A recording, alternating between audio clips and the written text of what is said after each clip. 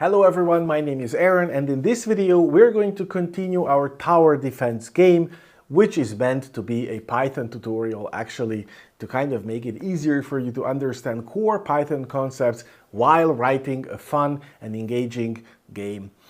In this step, we are going to implement the enemies. In the previous steps, in case you missed it, you can find them on my YouTube channel. But in this step, we already have the maze, the labyrinth, and now we are going to put a monster into it that can actually walk in random paths. It doesn't really matter right now. The only idea is that we have something in the maze. Let me show you what it will look like. So here is our beautiful labyrinth, and the green circle in it is the enemy that is walking randomly up and down, obviously not crossing the walls, so it can only move in free spaces. Let me show you how it's implemented.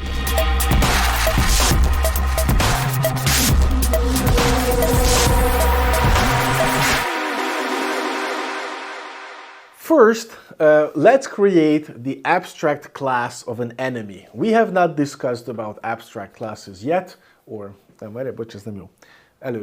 First, let's discuss about the enemy class.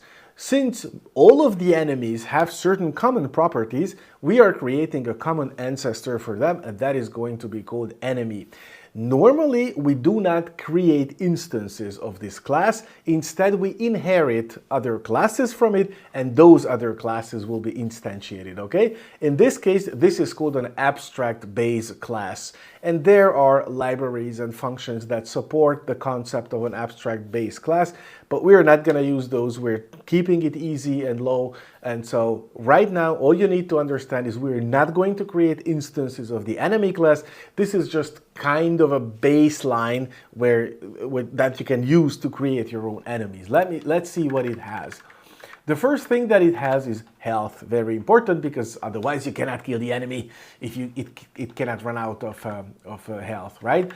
It has a position, which by the beginning is the top left corner. It has a color, which is very important, and then it has the same block size as our labyrinth has. In case you were watching my previous video about generating the maze itself, you know that the block size was much smaller in the beginning. I increased it because I think it looks better. You can change it to your liking. Oh, by the way, the entire project is open source. The link to the repository is in the video description, so if you want to play around, just go ahead and feel free to do whatever you like to it. Now we need to introduce a very important concept, which is not unknown to gamers. It's the FPS, the frames per second. In this programming environment that we're using here, it's called Pygame, by the way, we don't have an FPS, we have a tick count. And the question is, how many ticks happen during 1 second? It's effectively the same thing as FPS, but instead of frames per second, we have ticks per second.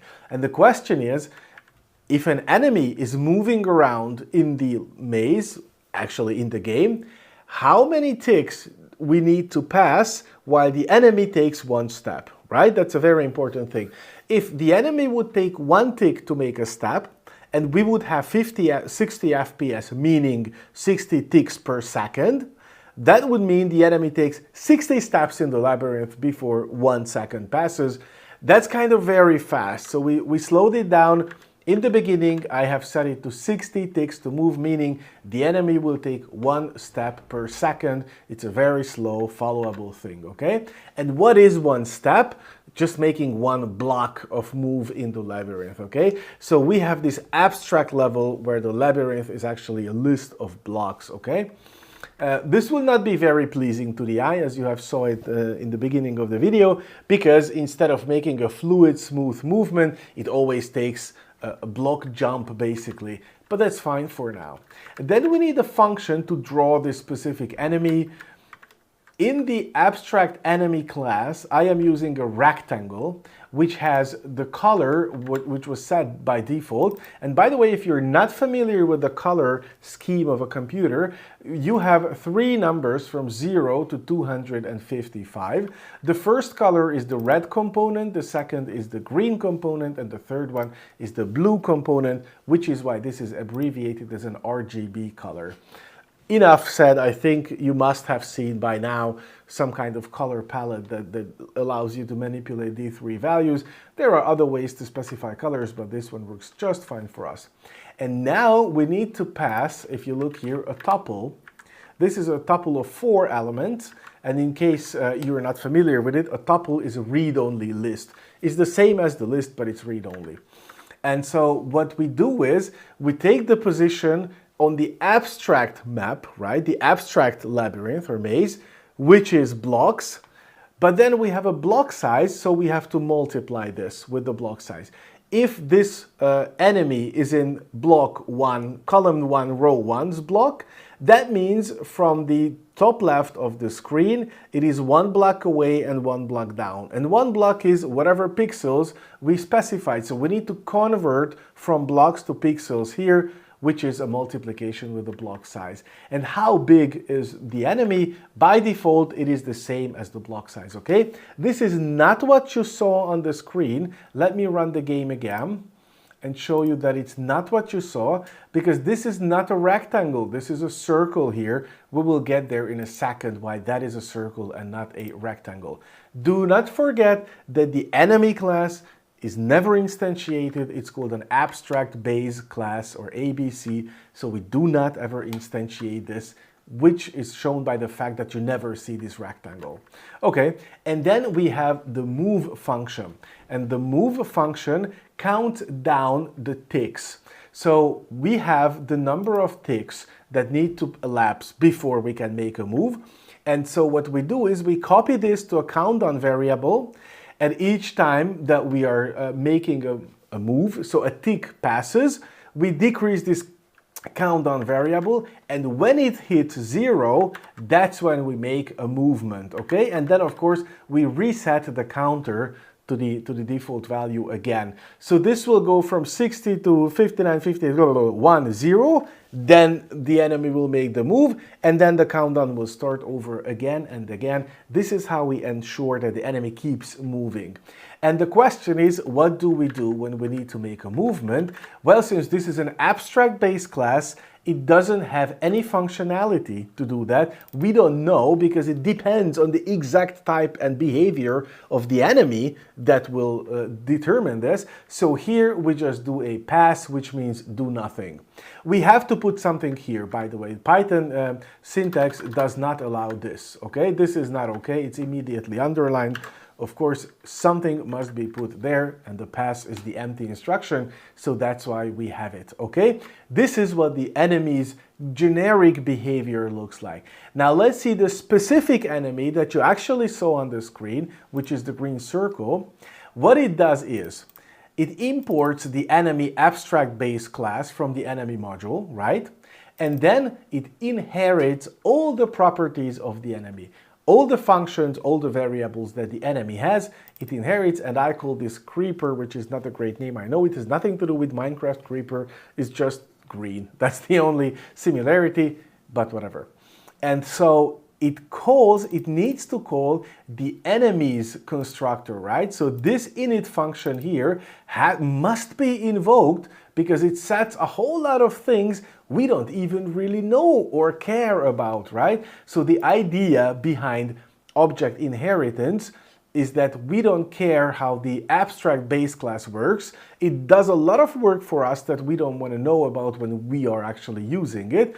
All we need to know is make sure that it's invoked properly. And this is what this super does. The super function is only callable when you are inside a class function, and it will get you the abstract base class or whatever class you inherited from. And then we literally invoke the _init function, passing the same parameter as we have received, so that's fine. Now we change the color to green, because the abstract enemy, remember the order is red, green, blue, RGB.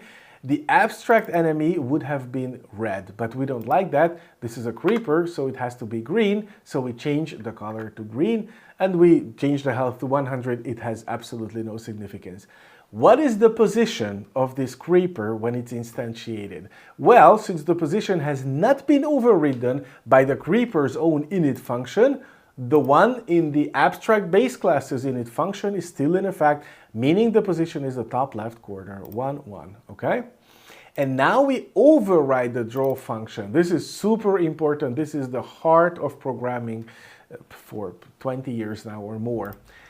The original abstract base class has a draw function which draws a rectangle, and by default a red one.